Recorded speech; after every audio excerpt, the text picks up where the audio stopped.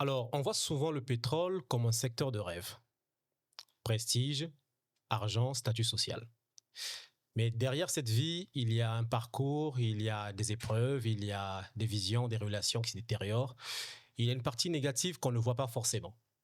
Et c'est pour ça que dans cet épisode, nous allons aborder un point très important, la pression sociale quand vous réussissez en tant que jeune. Donc, bienvenue dans le Déclic Business. Et aujourd'hui, j'ai le privilège et l'honneur de recevoir un ami, un frère, Monsieur Aden Godfrey Yengo, qui est aujourd'hui ingénieur environnement dans l'une des entreprises pétrolières les plus en vue de la République du Congo. Alors, avant de parler de ton parcours, Aden, j'aimerais que tu nous dises, derrière le professionnel que tu es, qui est Aden. Alors, qui est Alden? Eh bien, Alden Yengo, je suis né d'une famille d'une fratrie de 11, quand même. Alors, je suis de Brazzaville. Hein. Alors, toute ma grande famille est à Brazzaville. Moi, je suis né et j'ai fait toutes mes premières études à Brazzaville jusqu'à l'université. Et donc, à l'université, je suis en sciences économiques. Donc, à la fac des sciences éco. D'accord. À l'université Marien Ngouabi. À l'université Marien Ngouabi, en effet. Et là, nous sommes dans les années 2007, 2008. J'accède à l'université. Et en gros, ma vision, ça n'a rien à voir avec le pétrole. Ok, ça commence bien. Rien à voir. Alors, rien ne me prédestinait à ce parcours que j'ai aujourd'hui. Parce que moi, c'était être un expert dans le domaine de l'économie. Et puis, je voulais faire un parcours un peu semblable à un de mes oncles, qui est aujourd'hui parti, qui était un grand économiste et qui après a fini par devenir un grand cadre dans ce pays. Donc voilà. C'était mon modèle, c'était ma vision. Donc après ce parcours à Brazzaville, finalement, j'ai l'opportunité de venir à Pointe-Noire. Ça commence comment? C'est à l'université, des amis qui viennent me parler d'une entreprise qui recrute. Alors, faut dire que j'étais jeune à l'époque, j'avais 20 ans et je calculais pas de bosser, de rentrer dans le monde professionnel à 20 ans, aussi jeune. Pour moi, il fallait déjà avoir de grands diplômes et puis rentrer dans le domaine professionnel avec de gros diplômes. Mais ça s'est pas du tout passé comme ça. Voilà, malheureusement. Alors, faut dire que je refusais quand même de suivre ce chemin-là. Mais j'ai un ami que je salue d'ailleurs en passant s'il suit ce podcast. Il a beaucoup insisté. Voilà, j'espère. En tout cas, il a beaucoup insisté, lui, pour que je fasse quand même le test. Alors, c'était pour lui faire plaisir. C'est même lui qui était en train de courir pour rassembler mes documents. Ah oui. Le concerné lui-même n'était pas... Non, je n'étais pas du tout motivé. Pas du tout. Pas du tout. Donc, quand il fallait aller chercher des extraits d'acte de naissance et tout ça, et tout ce qu'il faut pour composer le dossier, quelquefois, il venait me chercher à la maison, on y va, il faut faire ça, il faut faire ça. Il connaissait, lui, il savait tout ce qui était demandé. Mais moi, bon, j'étais pas du tout motivé. Mais finalement, on l'a fait. On l'a fait, et puis bon, je me suis dit, on le fait pour lui faire plaisir. Comme ça, il va arrêter de m'embêter. On l'a fait, et puis, bon, curieusement, le dossier a été retenu. Ouais, le dossier a été retenu, mais c'était que le début d'un parcours, mais un parcours qui était pas du tout aisé quand même. Ouais. Donc moi, je connaissais pas tout ce qui est pétrole à Brazzaville, on connaît pas du tout. On connaît pas du tout l'exploration et la production, c'est pas du côté de Brazzaville. En République du Congo, le pétrole c'est du côté de Pointe-Noire. Donc il faut rappeler aux internautes que Brazzaville c'est la capitale principale des politiques de la République du Congo et Pointe-Noire c'est la ville économique. Et puis ville qui abrite toutes les installations pétrolières. Effectivement. Donc Brazzaville c'est essentiellement la distribution. Donc on savait qu'il y avait la distribution de tout ce qui est produits de raffinerie. Donc les produits qui sont vendus de les stations-service. Alors il faut dire quand même que j'avais un petit contact avec ce domaine-là parce que mon père a travaillé, lui, dans une société qui s'occupait de la distribution. Hydro-Congo à l'époque. On se rappelle, nos parents on en ont beaucoup parlé à l'époque. Voilà. Donc lui, il a travaillé à Hydro-Congo, mais moi, rien ne me destinait à rentrer dans ce domaine-là. Et tout ce que je connaissais en fait du pétrole, c'était ça. C'était les stations-service et puis le carburant qui est distribué. Alors du coup, quand il faut faire le test, je commence à me renseigner un tout petit peu sur ce que c'est que l'autre partie du pétrole. Parce que l'entreprise qui avait lancé ces offres, c'est une entreprise qui fait dans l'exploration et la production pétrolière. Alors, je commence à me renseigner. Mais à l'époque, on est dans les années 2007, 2008. Il n'y a pas grand-chose sur le net. Non. Voilà. Il n'y a pas autant de sites web qu'aujourd'hui. Il faut aller chercher des informations. J'avais réussi à glaner quelques informations, mais bon, encore un peu ambigu. C'était pas très clair. Mais j'avais pu voir quand même qu'il y avait des installations pétrolières en mer. Et là, avec curiosité, je me disais, mais tiens, comment on peut avoir du pétrole en mer? Mais en fait, c'est là que commençait en fait mon contact avec l'amont pétrolier. Ce qu'on appelle l'amont pétrolier, c'est vraiment tout ce qui se fait en amont de tout ce qu'on connaît. Le grand public connaît l'essence, le gasoil, mais tout ça... Produit fini. Voilà, avant que ça n'arrive en raffinerie, ça vient d'abord du pétrole brut qui est produit sur les sites pétroliers qui peuvent être offshore, en mer ou bien onshore. Donc là, je commence à découvrir un peu ce domaine-là de façon sommaire. Et après, je me prépare pour le test. Et le test, il est un peu bizarre parce que moi, je suis économiste. Je suis économiste, mais on est soumis à un test psychotechnique. Ouais. Un test psychotechnique qui était un peu bizarre, mais j'avais jamais fait ce genre de test dans le passé. Une combinaison de logique et puis des tests de vision. Je pense qu'ils voulaient tester un peu notre capacité à raisonner, à réfléchir vite, à analyser rapidement aussi. Donc, à ma grande surprise, j'ai validé le test psychotechnique. Ah, finalement, l'ami avait raison. Voilà. En tout cas, là, je me rends compte qu'il m'avait mis dans un truc, pour moi, qui me poussait à relever à chaque fois, à chaque étape des défis. Donc d'abord le test psychotechnique. Je me dis, mais c'est la première fois que je fais ces tests. Bon, ça marche. Écoute, tant mieux, on va voir ce qui va arriver après. Après, c'est une série d'entretiens. D'entretiens avec des gens de la RH, des entretiens techniques. L'entretien technique, là, ça commence à devenir un peu corsé quand même. Parce que ce sont des professionnels du métier qui nous passent des entretiens en train de parler des sujets assez complexes. Mais bon, il fallait faire quand même des recherches. Une des choses que je n'aime pas, c'est paraître ridicule. C'est évident. Quand il faut affronter un test, du moment où mon nom est quand même là, j'aime quand même faire honneur à ce nom-là. Ouais. Je savais que mon dossier était pris, il fallait que je passe un test, alors il fallait que je fasse de mon mieux pour que mes résultats ne soient pas médiocres. Mais sinon, comment quelqu'un qui... Alors, donc, tu as dit tout à l'heure, tu as commencé à l'université, donc tu faisais l'économie et tu te retrouves dans ce milieu qui est forcément qui est très technique, avec des termes très techniques. Je suppose qu'on parle de chimie, de physique, mathématiques et tout. De mécanique.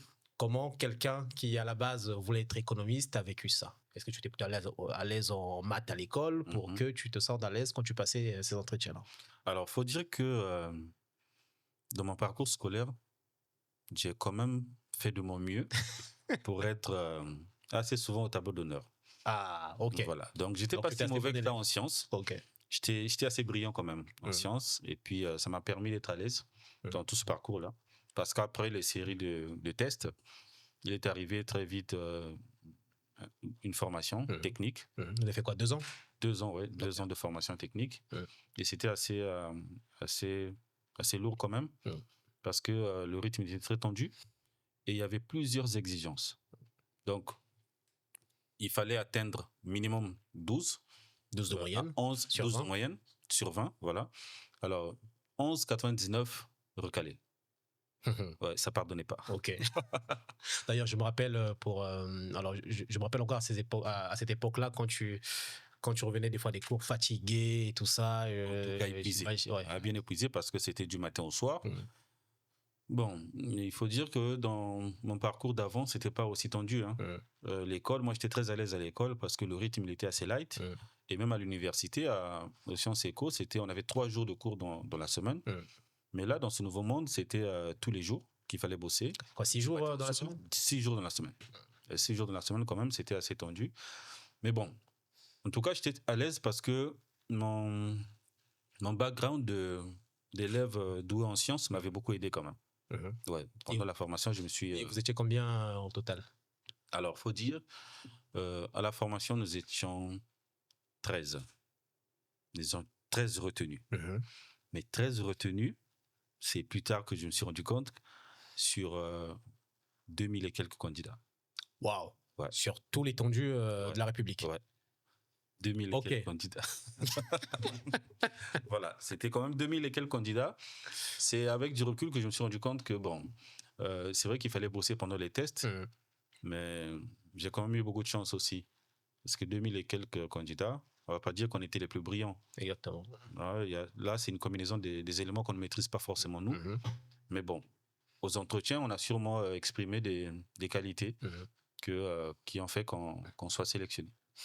Et donc, au sortir de là, formation 2 ans, directement, tu commences, je pense, en tant qu'opérateur offshore. Ouais. Alors, je tiens à préciser une chose, c'est que, je ne sais pas si pour ceux qui nous suivent, être opérateur offshore, et chez nous au Congo on appelle ça aller en mer, c'est un métier de rêve que tout le monde, que tout jeune à l'époque admirait et rêvait.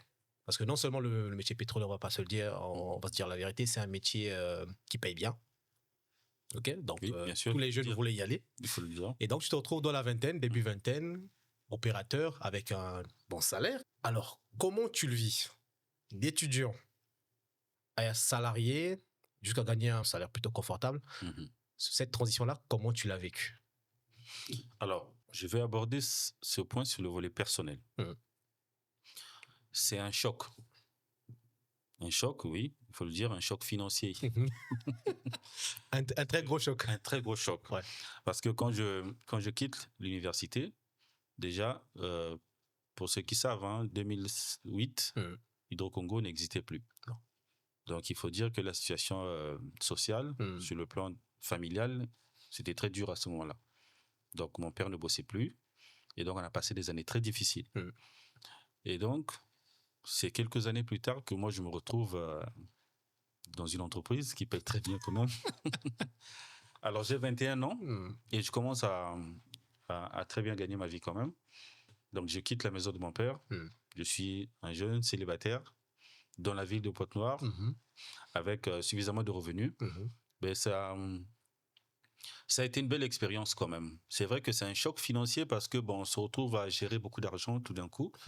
Il y a beaucoup de projets qui viennent en tête, mais il y a aussi l'envie de découvrir. On est jeune, on veut faire un certain nombre de choses, on veut voyager, on veut visiter, on veut s'amuser. On veut rattraper tout ce qu'on a pu vivre. Exactement, voilà.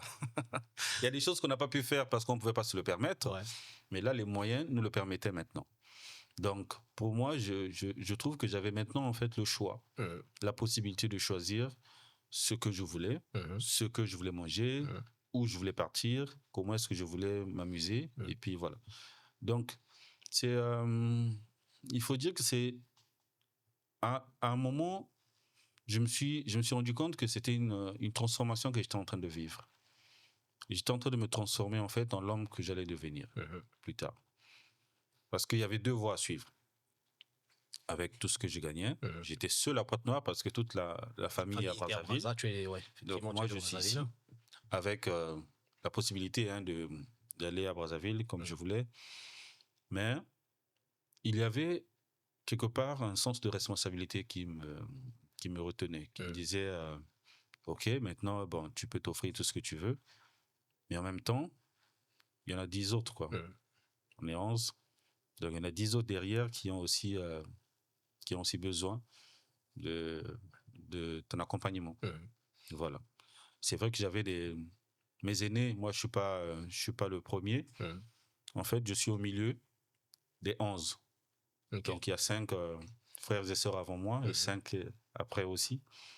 Donc, je me sentais quand même assez responsable d'aider ceux qui, parmi nous, en tout cas, n'étaient pas encore autonomes. C'est vrai que j'avais déjà mes frères aînés qui étaient assez autonomes. Donc, il y a tout ça qui tournait un peu dans la tête.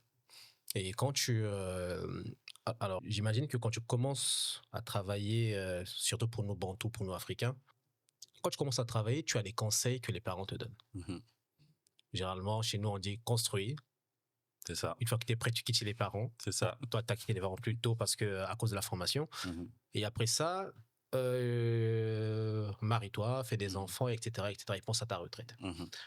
Mais te concernant toi personnellement, quel a été le conseil le plus marquant que papa t'a donné? Alors, moi, déjà, quand je dis à mon père que je vais devoir quitter le toit familial parce qu'il y avait cette opportunité-là, il faut dire qu'il était un peu surpris quand même. Ok. Il était un peu surpris parce que, bon, comme moi, je voulais pas faire le test, je ne lui avais pas parlé du test au début. Ah, ok, tu n'es pas informé. Ouais, il n'était pas informé, mais il est surpris, mais content en même temps. Il dit, mais tiens, c'est quand même bien parce que, bon, test psychotechnique, moi, j'en ai fait. Lui, il avait fait des tests psychotechniques. Ok. Il me disait, bon, je sais que c'est pas évident, mais bon. Après, il m'a donné pas mal de conseils quand même. Il dit, bon, tu vas partir, ce sera loin de la famille. Il m'a, comme font les Bantous, comme tu l'as dit, il m'a dit comment, en fait, il fallait que je m'organise. Il savait pas à peu près combien je devais gagner parce qu'il a travaillé dans l'aval. Moi, je partais de l'amont. Mais il savait quand même que j'allais... tu gagnais bien. J'allais bien gagner, ouais, il savait. Je confirme que nous, à l'époque, quand tu es jeune, tu vois quelqu'un travailler dans ces boîtes-là, voilà. Ça va. C'est ça. Donc, il me dit en fait qu'il fallait, conseil classique, il fallait s'organiser, avoir un chez-soi. Donc, très vite, il fallait que je puisse construire. Et puis, il fallait que je puisse profiter aussi. Pas hésiter de me dire ça. Et puis après, il m'a donné une bénédiction comme font les Bantous. Ça, j'ai beaucoup apprécié. Ouais, ça, j'ai beaucoup apprécié. Je partais quand même de la maison familiale. Donc, il a fait comme font les Bantous. Il a acheté du vin. Il a prononcé sur moi une bénédiction. Et moi, ça me boostait, quoi. Je me suis dit, bon, là, ça y est. Toutes les... voilà. Mais en termes de conseils, c'était vraiment les conseils classiques. Il me connaissait bien. Je pense que mon père m'a toujours fait confiance. Ouais. Il m'a toujours fait confiance, donc il n'était pas du tout inquiet. Il me demandait juste d'être organisé. Ouais, bon, déjà, il faut savoir que tu étais quelqu'un d'assez carré, d'assez posé, d'assez... Voilà. Ok. Ensuite, donc là, tu me parles des conseils de papa. Maintenant, moi, ce qui m'intéresse encore pour aller plus loin, c'est que surtout chez nous au Congo, alors je ne sais pas si c'est certainement le cas partout ailleurs aussi en Afrique, même en dehors de l'Afrique, mais une fois que tu commences et que tu es le premier qui, entre guillemets, s'en sort le mieux, tu as le regard des gens qui changent. Oui. Je ne veux pas être peut-être méchant pour dire que tu deviens une banque pour certains. C'est vrai que le terme est un peu exagéré, mais le regard des gens change. La famille, que ce soit la famille proche, que ce soit la famille éloignée, que ce soit tes amis. Comment toi, tu arrivais à gérer cette relation par rapport à l'argent? Avant, c'était toi et l'humain. Et aujourd'hui, tu as le facteur argent qui peut aussi intéresser les gens. Comment tu es arrivé à gérer ça? Alors, il faut dire qu'au niveau familial, j'ai pas eu trop de problèmes. D'accord. J'ai toujours eu le soutien de tous mes frères, toutes mes sœurs et des parents. Alors, ils ont toujours été là pour soutenir. Okay. Même s'ils savaient que j'étais loin, ils ne m'embêtaient pas du tout. Je n'étais pas embêté, mais je pense que c'est parce que j'anticipais tout ça. J'anticipais, mais là où j'ai eu quelques soucis, effectivement, c'est l'entourage. Okay. L'entourage, parce que le milieu dans lequel j'ai grandi à Brazzaville, c'était pas un milieu très aisé, un quartier populaire. Alors mes frangins, mes amis, je les laisse dans une situation assez inconfortable, quoi. Et ils me connaissent, on avait les mêmes réalités. Et il faut dire 1 année, 2 ans plus tard, ma situation change. Alors quand je reviens dans mon quartier, là, c'était pas du tout évident. Alors, quelquefois, il y avait des attaques. Et puis, c'est comme tu dis, il y a des gens qui pensent que ça devient un distributeur automatique. Donc là, il faut poser tous les problèmes. Mais ce n'était pas évident de régler tout ça. Non, pas du tout. Moi, ma philosophie de vie, c'est toujours... je ne peux jamais avoir autant d'argent à donner à tout le monde. Ce n'est pas possible. Alors, si je veux aider, autant mieux autonomiser. Mais c'est difficile de faire passer ce message auprès de certaines personnes qui ne comprennent pas que autant mieux lui donner une canne à pêche que de lui donner un poisson. Mais il y en a quand même qui avaient beaucoup d'idées arrêtées. Et je pense que c'est ça qui m'avait souvent le plus inquiété à ce moment-là. D'accord. Je vais te raconter une anecdote. Il y a un ami avec qui on a grandi. Hein. On va dire que c'était devenu quasiment de la famille parce que les parents sont très proches, les deux familles sont très proches. On a grandi ensemble. Lui, il se retrouve à Pointe-Noire dans les années 2009. Il vient pour une activité qui n'a pas marché. Et finalement, on passe quand même du temps ensemble.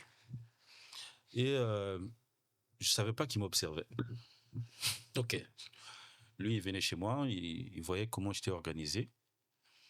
J'étais très jeune à l'époque, mais pour moi, c'était rien. C'était pas grand-chose ce que j'avais.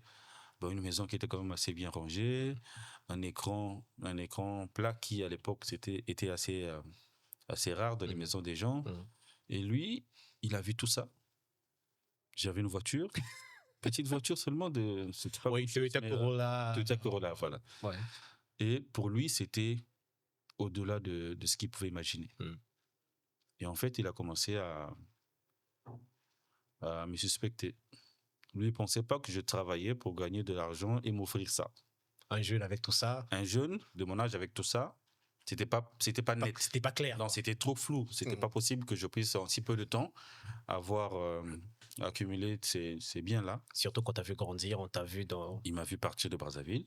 Il savait comment on a galéré quand le vieux ne bossait plus. Et il voit ça, il s'est dit, lui, il est rentré dans le chemin pas bien. Okay. Alors, jusque-là, je ne me rends pas compte. Mais c'est juste qu'un jour, il était en grande difficulté. Il n'arrivait plus à joindre les deux bouts.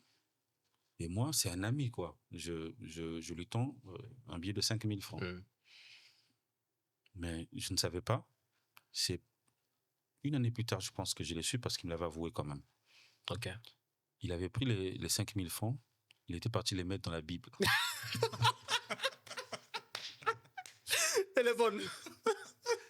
Il est allé mettre les 5 000 dans la Bible et il a prié pour ça pendant 3 jours. Ah, c'est grave. Les superstitions, c'est quelque chose. Ouais. Donc, il a prié pendant 3 jours. Il dit, Seigneur, c'est pas moi qui l'ai envoyé dans ce chemin bizarre-là. S'il est devenu mystique, en tout cas, c'est pas moi. Mais je prie pour qu'il ne puisse pas m'acheter avec ces 5 000-là. Et puis, 3 jours après, mais tellement il galérait, il n'avait pas d'autre choix. Ouais. Il a sorti les 5 000 et puis il est allé acheter quelque chose pour manger et puis voilà. Et au final, une année plus tard, bon, il était reparti à Brazzaville. Hein. Une année plus tard, moi, je repars à Brazzaville. On était au quartier avec les amis, ça discutait.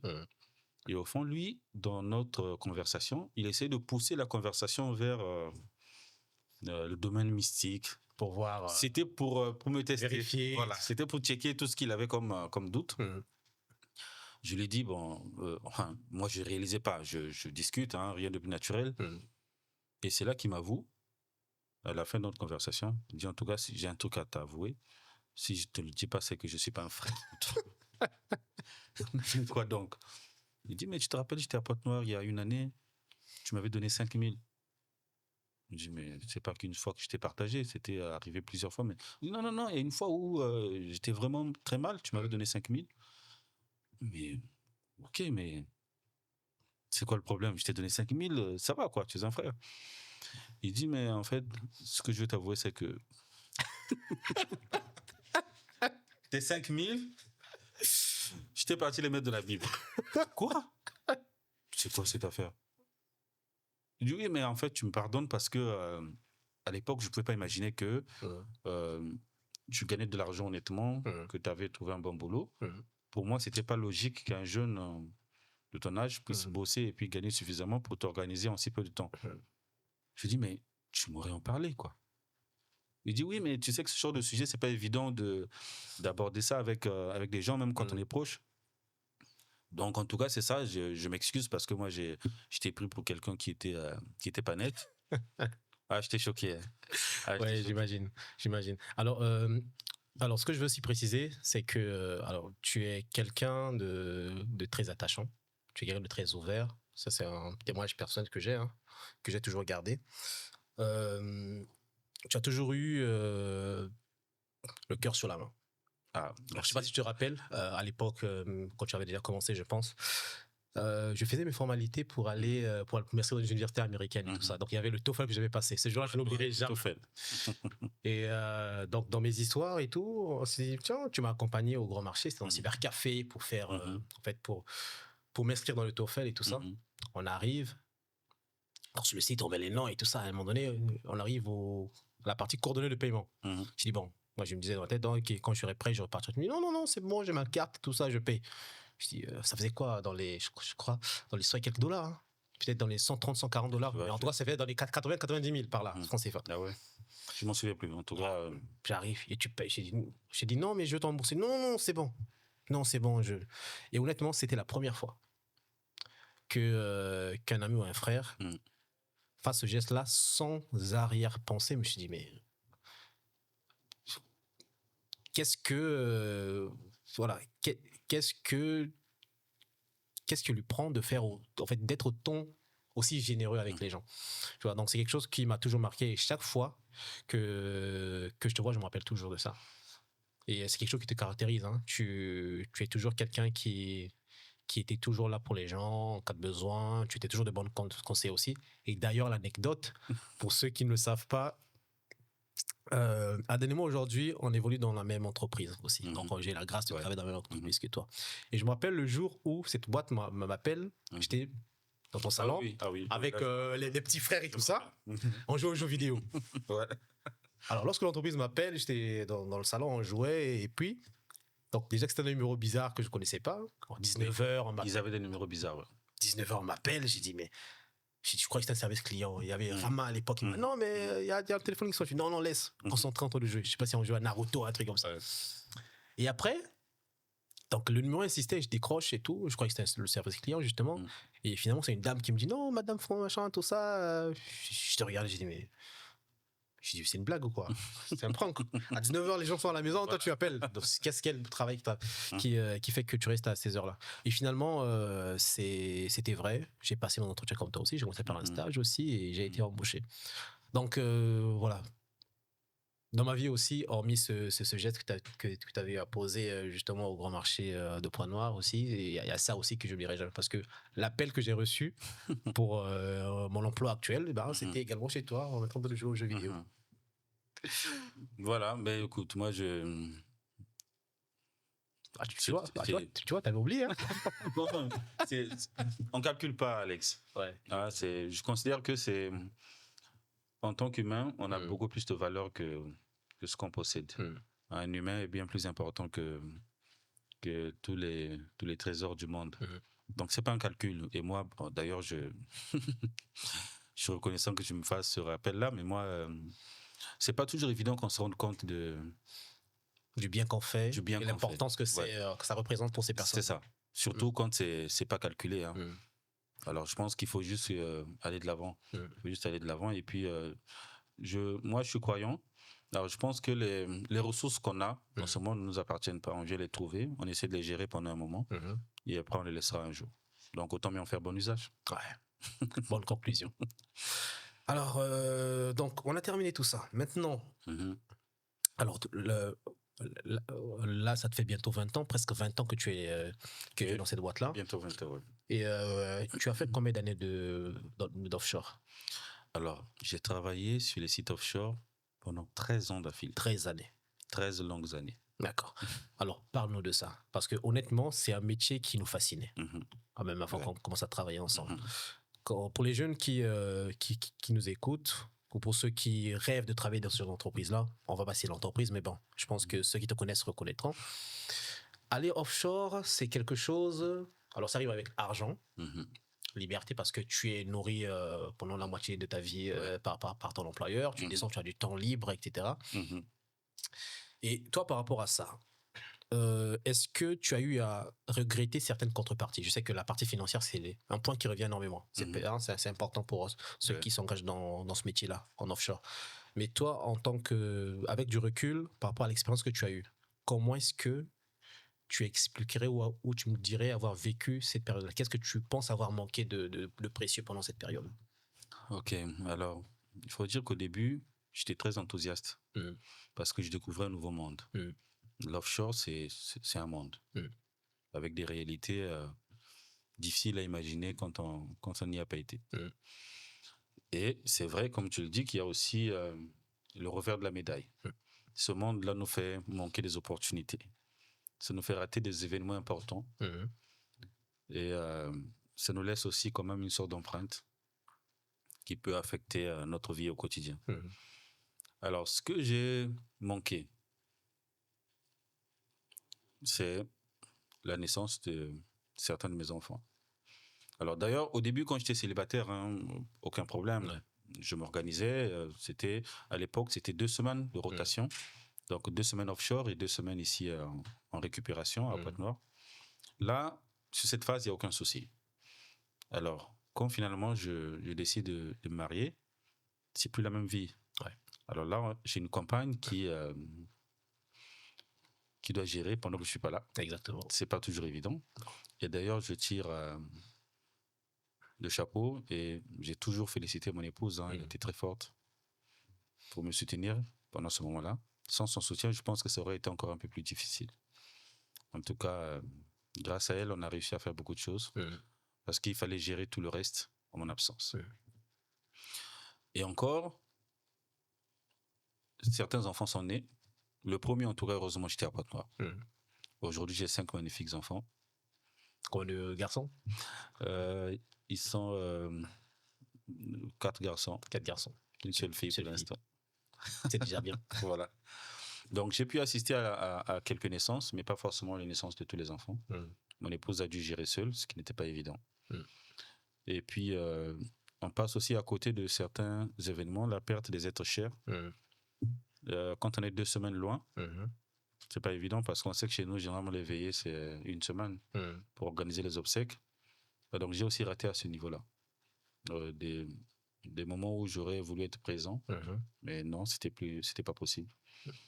Et puis, il y a aussi un fardeau qui vient du fait qu'on est tout le temps absent. On est tout le temps absent parce que 2 semaines, ça passe vite. Il faut encore repartir. On peut avoir commencé un projet ici. Ouais. Et il faut partir. Partir, mais laisser le projet dans les mains des gens à qui on va donner des responsabilités, qui ne vont pas toujours faire aussi la même vision que toi, aussi bien qu'on le souhaite ou qu'on le ferait nous-mêmes. Donc, il y a ce côté-là aussi qui pénalise. Donc, la vie de rotation offshore, en tout cas, c'était pas du tout évident. Il n'y a pas que du positif. Non. Il faut pas dire que tout est positif parce que on ne vit pas de façon continuelle ici à Pointe-Noire ou chez soi. On est tout le temps en déplacement, on est tout le temps et c'est permanent. C'est pas comme un homme d'affaires qui peut voyager pour aller pour un contrat ou pour un besoin et puis revenir et puis passer la majeure partie du temps auprès des siens. Mais là, c'est un calendrier qui est fixe. Toutes les 2 semaines, il faut partir. Même s'il y a un événement important, il faut partir. L'anniversaire de l'enfant. Voilà. Parce que il y a un point important, c'est que ne pas partir, c'est pénaliser ton back-to-back. Donc celui qui travaille avec toi en rotation. Voilà, parce qu'on est en rotation, pendant que moi je suis en récupération, et j'ai mon collègue qui travaille au même poste que moi. Okay. Sur tous les postes, il y a des gens en double. Donc, manquer son départ, c'est pénaliser l'autre, qui lui aussi voudra venir passer du temps avec sa famille. Voilà. Donc c'est un effet de domino, quoi. Voilà. Alors, je vois que tu as eu énormément de chance. Tu es stable, tu t'es marié tôt, tu as eu des enfants et ton foyer. On va dire que tout va bien comme tous les foyers, mais voilà, ton foyer tient le coup. Mais on a eu, de par l'expérience qu'on a dans ce milieu-là, on a vu beaucoup de cas où on a des personnes pour qui cette vie-là a eu à causer énormément de dégâts, que ce soit du point de vue familial, mais aussi du point de vue sentimental, personnel et tout ça. Est-ce que c'était pas quelque chose qui t'effrayait quelque part? Oui, c'est vrai que c'était effrayant, il faut le dire. Nous avons croisé des anciens, des gens qui étaient dans ce rythme-là depuis plusieurs années. Mais on avait vu comment certains, parmi eux, avaient des familles déchirées. Nombreux avaient des sérieux problèmes. Il suffit d'observer la vie de ceux qui ont passé beaucoup de temps en offshore. On va voir que certains ont des familles complètement délabrées. Il y en a d'autres qui ne tenaient plus qu'à leur boulot. Parce qu'en dehors du boulot, il n'y avait plus de vie. Et moi, je suis très orienté famille. Hein. Je suis né dans cette famille-là qui était unie. Et j'ai toujours voulu que la mienne aussi soit unie. Donc, ma plus grande réussite, ce serait de faire arriver mes enfants à un niveau de réussite, en tout cas, qui leur permettrait de s'épanouir et de faire tout ce qu'ils voudront. Alors, voir les familles de ceux qui nous ont précédés en difficulté, ça m'a toujours effrayé quand même. Et ils n'avaient pas des problèmes qu'au niveau famille, ils avaient aussi beaucoup de problèmes avec les projets personnels qu'ils essayaient de faire avancer. Alors, je me rappelle quand je me préparais à me marier, il y a un de nos anciens qui vient me voir et dit « Jeune, tu veux te marier ?» Je dis « Oui. » Il dit « Mais pourquoi tu veux te marier ?» T'es pressé. Pourquoi tu es pressé? Je dis « Mais je pense que là, je suis prêt, quoi. Je travaille, je suis autonome, je me suis organisé. Bon, je suis resté assez longtemps célibataire. Maintenant, je pense qu'il faut que je fonde aussi ma famille. » En tout cas, il a sorti tout son vocabulaire pour me décourager. Pour lui, c'était pas une bonne chose à faire. Il me dit « Petit, nous qui travaillons en mer, là, on ne peut pas fonder des familles. » Comment ça, on ne peut pas fonder de famille? Et en fait, ce qu'il voulait me passer comme message, c'est que lui, il a vu des sérieux problèmes. Avec sa femme, sa première épouse, c'était pas une belle histoire, ça s'était très mal terminé. Et puis donc, il craignait que ça arrive à mon niveau aussi. Je dis, mais bon, moi, je veux plutôt apprendre de vos expériences aussi. Qu'est-ce qui s'est mal passé? Qu'est-ce qu'il fallait anticiper? Et puis voilà. Parce que les choses se passent mal. Quelquefois, on pense que c'est la faute des autres, mais on peut aussi être soi-même responsable. Alors, il y avait des anciens, mais il y a aussi eu des jeunes quand même, de ma génération, qui ont connu beaucoup de problèmes. Beaucoup de problèmes. Parce que bon, c'est pas donné, hein. Et c'est pas donné à toutes les campagnes de supporter ça. Ouais. C'est pas donné à tout le monde. Donc, il y en a qui ont rencontré beaucoup de difficultés avec leur compagne. Et il y a eu beaucoup de relations brisées. Et ça, j'ai été témoin de ça. Des amis proches, des collègues de service qui ont eu beaucoup de difficultés. Il y en a qui se sont fait aussi arnaquer parce qu'ils s'étaient lancés dans un projet. Derrière lui, c'était la pagaille. Il y en a qui se sont fait détourner des choses. Donc, beaucoup de problèmes quand même. Et du point de vue éducation? Alors, ça, oui. Ça, les enfants, ça c'est un point important. Ça, c'est un point important. Loin de moi l'idée de parler du mal de certaines personnes. Et d'ailleurs, je ne cite pas de nom. Mais on peut observer ici à Pointe-Noire qu'il y a eu beaucoup de personnes qui ont eu ce rythme-là, qui ont travaillé toute leur vie en offshore, mais qui ont échoué au niveau familial. Parce que les enfants n'ont pas réussi.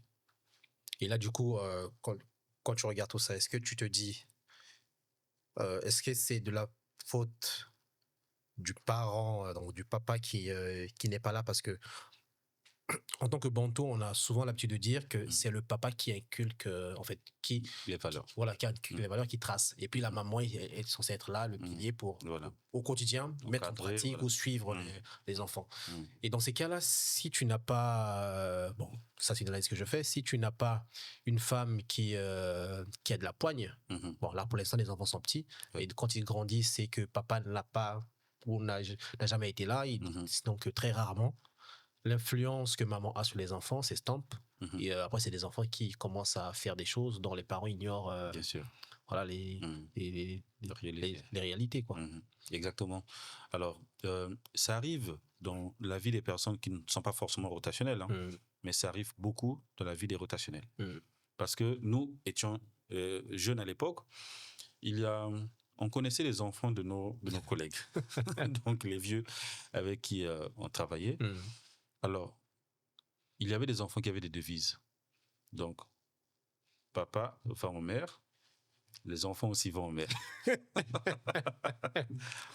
Mais les enfants connaissaient le rythme de papa. Donc, on savait que s'il venait un mardi, il est là pour 2 semaines. Je vais te dire bien. Il se tient bien pendant ces 2 semaines, mais après, dès que papa est parti, Quand le chat n'est pas là.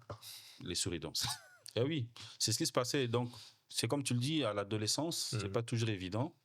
Il y a certaines mamans aussi qui faiblissent un peu. Et les enfants, ils essaient de s'exprimer. C'est l'adolescence. Quelquefois, ils sont naïfs. Ils font beaucoup de bêtises. Ils essayent de se cacher. Mais ça rattrape. Et ça rattrape. Et puis, c'est ce qui est assez dramatique. Mais il y a eu aussi des cas où les mamans qui restaient avaient de la poigne. Ouais. Ce sont les cas rares qui ont réussi. Et j'ai connu des anciens, ceux de nos vieux là, qui nous formaient sur site, qui avaient des enfants à l'étranger. Et là, c'était pire. Ouais. Ah ouais. Le papa se bat, il a mis les moyens, il a envoyé son fils à l'étranger pour qu'il aille étudier, ou sa fille. Mais arrivé là-bas, c'est des scandales, quoi. C'est tout le temps des scandales. Et on voyait le vieux tout le temps au téléphone, en train de faire la grise mine parce qu'il était en train de gérer un problème. Ils avaient tout le temps des problèmes à régler avec les enfants à l'étranger. Mais j'en connaissais un qui m'avait marqué. Lui, tous les soirs, il appelait ses enfants et il était rigoureux. Il demandait les notes. OK. Il demandait les activités. Il se renseignait sur les activités des enfants. Qu'est-ce que tu as fait depuis le matin? Et il contactait l'école. OK. Donc, il suivait. Donc, du coup, je pense que les échecs ne sont pas que de la responsabilité des enfants. C'est vrai qu'il y a des enfants qui étaient un peu distraits, qui ne savaient pas qu'il fallait profiter des moyens que les parents mettent à disposition pour réussir. Mais il y a aussi des parents qui étaient responsables du fait qu'ils ne suivaient pas. Je pense que la responsabilité, c'est surtout au niveau du suivi et de la présence. Parce qu'il faut être présent pour sa famille. Il faut être présent les parents. Exactement. Les parents, quand ils sont présents, c'est bien. Mais en plus, il faut qu'ils soient regardants et il faut qu'ils soient rigoureux.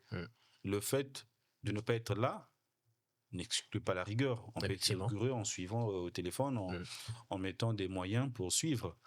Et en combinant avec son épouse pour bien suivre. Et voilà, c'est pas toujours gagné d'avance, mais je pense que quand on veut, on peut. Merci. Je crois que là, on est presque à la fin de notre discussion.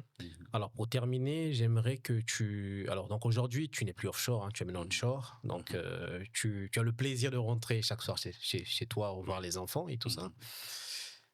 Pour terminer, dis-moi, par rapport à ta vie d'avant, quelle est la chose qui t'a le plus marqué dans ce changement de vie-là? Je t'ai dit, tiens, pendant longtemps, j'ai raté ça. Je pense que c'est cette présence-là dont je parlais. Moi, j'ai connu mon épouse, nous étions très jeunes. C'est quand j'étais en formation encore, à l'époque. Donc, c'était une amie, après on a progressé. Mais la première fois que j'ai passé autant de temps avec elle, c'est après que j'ai arrêté la vie de rotation offshore. Donc c'est là, pour la première fois qu'on passe plus de temps ensemble. Et c'est la première fois que je puisse passer 3 mois d'affilée avec mes enfants. J'ai jamais connu ça avant. Donc pendant les 13 ans, j'ai fait mes enfants qui ont commencé à grandir, mais je n'ai jamais eu l'occasion de passer 3 mois d'affilée avec eux. Et pour eux te voir tous les jours à la maison, c'était comment? En tout cas, c'était une grande joie. Ils se disent, mais papa, qu'est-ce qu'il fait ici? Il a plus de boulot? Oui, c'est vrai qu'ils m'ont posé des questions, surtout pour les plus grands. Ils m'ont posé des questions.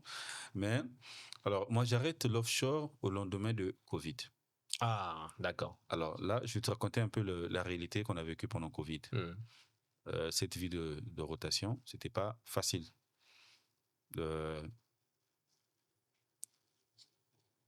Il fallait passer par une quarantaine.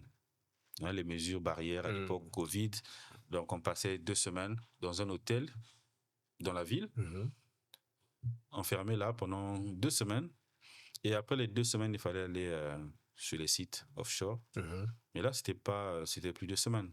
Sur site, c'était 1 mois. 1 mois, je pense, ouais. 1 mois sur site. Donc là, tu as déjà 6 semaines où là, tu ne vois pas les enfants. 6 semaines. Et je me rappelle en 2021, j'ai vécu, je crois, ma plus longue rotation. Et ça m'avait dégoûté quand même. J'ai passé pratiquement 2 mois absent parce que quarantaine, Rotation sur site. J'étais parti en novembre, je me rappelle bien. J'étais parti en novembre et j'étais rentré le 15 janvier. Waouh. Pas de Noël avec les enfants. Pas de Noël avec les enfants. Et à l'époque, avant Covid, on s'arrangeait toujours sur site à passer une fête en famille. Donc, entre nous, dans les équipes, on se disait, on peut se partager avec chacun avec son binôme. Soit je passe Noël en mer et puis le Nouvel An en famille, soit c'est l'inverse. Mais là, c'était les 2 semaines loin de la famille et c'était pas négociable. Parce que même si quelqu'un va venir te remplacer, mais il faut qu'il passe par la quarantaine aussi. Ouais. Et moi, donc, au niveau de la famille, je commençais à sentir une distance avec les enfants. En tout cas, pendant cette période-là, les rotations étaient très longues. Donc, quand je finissais mon travail sur site, quand je rentrais à la maison, à l'époque, j'ai ma fille qui était encore bébé et me reconnaissait plus. Oh là. Et là, j'imagine que c'est... Pour elle, c'est un étranger qui vient, mais elle me regardait bizarrement. Mais c'est qui ce mec, quoi. Donc, et quand tu la prends, elle se met à pleurer.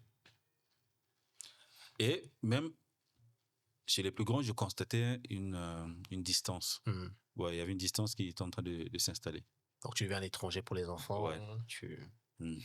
Et ça, c'est quand même très dur. On peut pas toujours... Moi, je l'ai pas vécu parce que mon père, il partait pas en mer.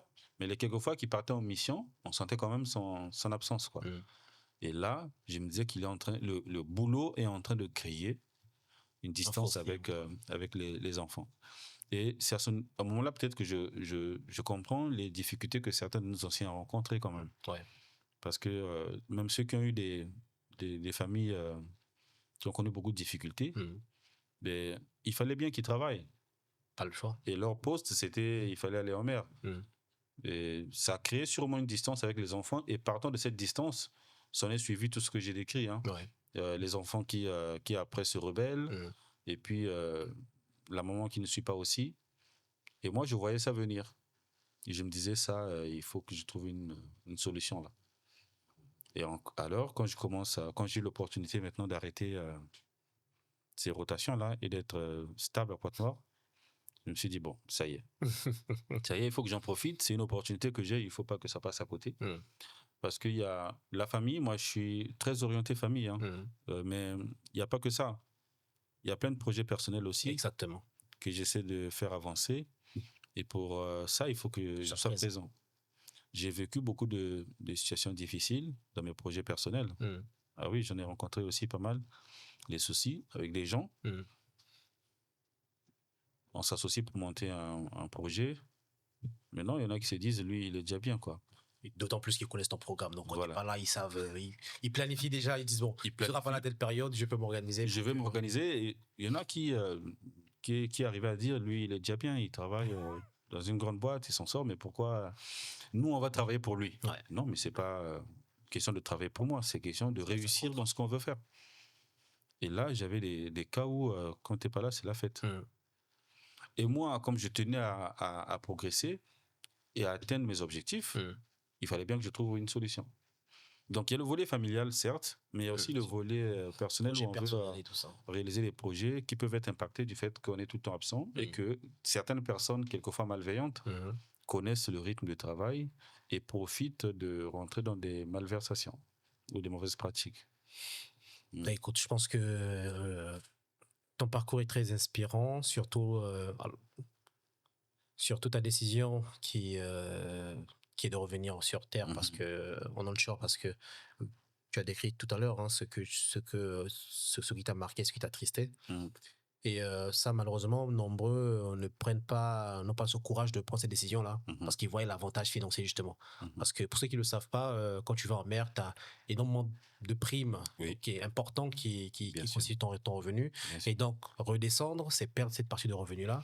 Et puis, pour ceux qui ont déjà un rythme de vie avec qui soit déjà grand, avec plusieurs charges et tout ça, c'est pas évident de se priver de cette source de revenus-là supplémentaire. Exactement. Il faut dire que moi, j'ai perdu les 3/4 de mon revenu annuel. Ah ouais. Quitter le rythme de rotation, là, travailler sur site, je perds toutes les primes, comme tu dis. Mais les primes, c'est pas rien quand même. Ah oui. ces boîtes-là mettent suffisamment de moyens pour motiver les gens à aller travailler sur site, loin des familles, et ils sont conscients des problèmes que ça crée dans la vie des gens. Ouais. Donc, ils mettent les moyens quand même. Et du coup, quand on gagne suffisamment bien, c'est difficile quand même de choisir de réduire ses revenus, mais pour trouver de l'équilibre ailleurs. Mais pour moi, le choix, il était clair. Il fallait que je trouve de l'équilibre dans mes projets personnels, dans ma famille. C'était plus important que tout. Okay. Et pour parler de la vie de luxe que les gens s'imaginent, je pense que travailler dans ce métier-là, ce n'est pas que le luxe. C'est pas que les revenus. Il y a autre chose que les gens devraient voir. Il y a d'autres réalités qu'il faut prendre en compte. Aller en mer, c'est bien. Découvrir de nouveaux paysages, découvrir une nouvelle réalité, d'accord. Mais c'est un métier à risque aussi. Il faut que les gens le sachent. C'est un métier à risque. Très dangereux, de par la sensibilité des installations. Exactement. Moi, j'ai vu des gens mourir sur site. Ouais. Je crois que sur mes 13 ans en mer, j'ai pu voir 2 décès, ce qui n'est pas intéressant. On ne va pas au boulot pour mourir. Ouais. On devrait aller au boulot pour gagner, prendre soin de sa famille. Mais le métier, le pétrole, et surtout sur les plateformes, c'est très dangereux. 5 minutes d'inattention, ou même 1 minute d'inattention, peut envoyer des gens au repos éternel. Des collègues et aussi toi-même, quoi. Donc, c'est pas évident. C'est pas le même rythme que travailler en ville. C'est pas du tout pareil. Le rythme, il est tendu. Au bureau, on travaille 8 heures par jour. Mais sur site, c'est 12 heures minimum. D'affilée. 12 heures d'affilée. Dans mes débuts, j'étais sur une plateforme où il fallait tous les matins prendre un bateau pour aller sur cette plateforme-là. Donc, à 5 heures, il fallait être au boat landing pour prendre un surfeur. Donc, le boat landing, c'est le quai. En fait, ce qu'on appelle le quai. Voilà, sur la plateforme. Voilà. Chaque plateforme a un quai. C'est le boat landing où il y a une échelle qui permet de descendre pour aller dans le bateau ou de quitter le bateau pour monter sur la plateforme. Voilà. Donc, tous les matins à 5 heures. Pendant la saison sèche, il y a la houle. Pendant que moi, je suis sous ma couette en train de repousser mon réveil. On est là dans un bateau et il y a la houle. Et quand il y a la houle, il y en a qui vomissent. C'est pas évident. Donc, c'est une réalité assez difficile. Et quand on partait à 5 heures, surtout dans mes débuts, ben, quelquefois, tu sais pas à quelle heure ou quel jour tu reviens au quartier vie. Hein. Parce que dans les débuts, c'était très difficile. On pouvait quitter le quartier vie un lundi, par exemple. Okay, donc, le quartier vie, c'est la zone où vous vivez. C'est le lieu d'habitation. Le lieu d'habitation, voilà. les cabines. Là où il y a les dortoirs, les réfectoires. Et ainsi de suite. Okay. Donc, on pouvait quitter le quartier vie pour aller travailler sur la plateforme de production et revenir 2 jours après. Hein. Ah oui, parce que y a une devise dans le pétrole. C'est que le pétrole doit toujours couler. Jamais s'arrêter. Jamais s'arrêter. Parce que, bon, c'est quand même des milliards, quoi. La production journalière vaut des milliards. Alors, quel patron voudra perdre des milliards parce que, bon, il y a un type qui veut pas bosser, quoi. Tu veux te reposer ou tu as... Non, c'est pas évident. C'est vrai qu'il faut se reposer quand on est fatigué, mais on n'arrête pas de bosser. Et d'ailleurs, sur site, on travaille H24. Ouais. Donc, une équipe de nuit et une équipe de jour. Et pour l'équipe de jour, c'est de 5h à 18h. Quelquefois, ça déborde. Pour l'équipe de nuit, c'est de 18h à 6h. Mais, au-delà du rythme de travail, il y a aussi les aspects sécurité. Ouais. C'est un métier à risque, je le disais. Et d'ailleurs, c'est ton métier actuel. Tu es dans... c'est vrai que tu es sur la partie environnement, mais tu es effectivement dans une entité dans la sécurité. Ouais. Aujourd'hui, je suis orienté sécurité et puis environnement. Et mon background, d'ailleurs, sur site, ça m'aide beaucoup parce que je connais la réalité des sites. Donc aujourd'hui, je suis quand même mieux outillé pour contribuer à aider les autres sur site et tout le monde à être en sécurité, quoi. Okay. Et donc, le volet sécurité sur site, c'est très délicat. On est dans un environnement où à gauche, à droite, devant et derrière, c'est que de l'eau. Donc, s'il y a une explosion ou s'il y a un souci sur la plateforme, tu ne peux pas courir. Tu peux pas courir et puis chercher à échapper, quoi. On est sur une plateforme. Et à l'eau, il y a des poissons. Ouais. Il y a des bons poissons. Et il y a des poissons méchants, très méchants. Voilà.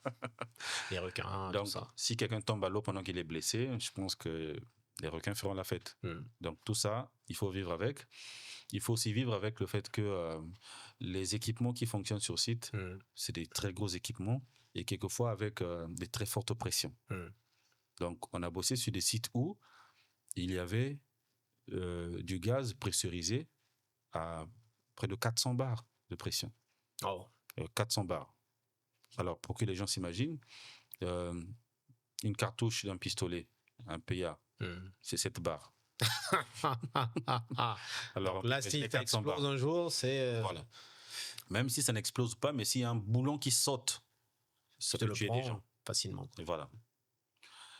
On a vécu des situations où des gens ont vécu des fuites. Heureusement que dans la plupart des fuites, ça a été maîtrisé très vite. Mais toutes ces situations-là font que c'est un métier à risque quand même. À risque, quelquefois, il faut monter sur des hauteurs. Quelquefois, il faut travailler pendant que les conditions météo ne sont pas bonnes. Et le rythme d'éloignement qui, du fait des familles, de nos projets à Pointe-Noire qui subissent un coup, entraîne un stress. Parce que pendant qu'on est en mer, quelquefois, on se dit, il y a quelque chose qui s'est passé, si j'étais là, j'allais réagir, j'allais mieux gérer. Mais pendant que tu es en train de bosser, tu dois y penser. Tu dois y penser. Mais sans que ça ne te perturbe. Parce que, voilà, si ça affecte ta performance, ça peut être très dangereux. Donc, il faut rester concentré. Et du coup, c'est pas que aller en mer et puis avoir la chance de travailler dans le domaine du pétrole, mais c'est aussi en fait être conscient du fait que un moment d'inattention peut me coûter la vie. Donc il faut vivre avec tout ça. Safety first. Je pense que au boulot, à la maison, la sécurité est importante. Prévenir. Exactement. Plutôt que d'attendre et de vouloir résoudre le problème. C'est ça. C'est toujours mieux d'anticiper. Merci Alden.